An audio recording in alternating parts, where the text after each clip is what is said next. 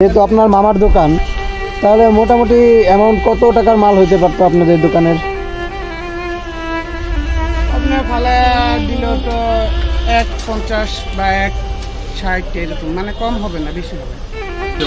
ওই যে ভাই তো বললো একটা আনুমানিক একটা হিসাব দিলই 1 থেকে 1.5 কোটি টাকার জিনিস। ইমন কি অবস্থা? ইফাত এই তো ভালো ভাইরাল এদিন তো ভালোই করলি। তুই আইছিস কখন? আরো পরে? হ্যাঁ আরো পরে আইছস? না আমি তো লগে লগে আসছিলাম। আমি ওই যে ওইদিকে পাইপ আছে না, হ্যাঁ। পাইপ ধরে রাখছিলাম, পাইপ লিক হয়ে গেছে, দুইটা আসছিলাম মনে। এই দিক দিয়ে উপর দিয়ে পানি দেওয়াতে অনেক উপকার হয়েছে। এই দিক দিয়ে যদি পানিটা না দেওয়া যেত আরো ক্ষতি হইতো, আরো মানে আগুন থামতে অনেক টাইম লাগতো।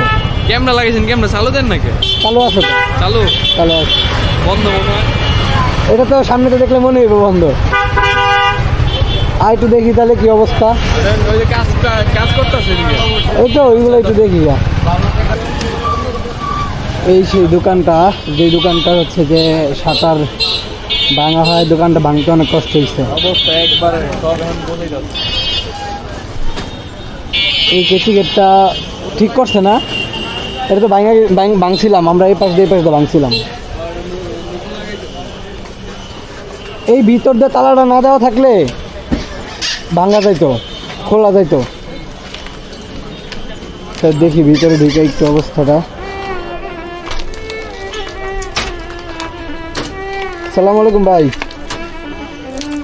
কিছুই কি থাকে না? না মানে সবই শেষ না? কিছু কিছু পাইতেছেন? কিছুই নাই না?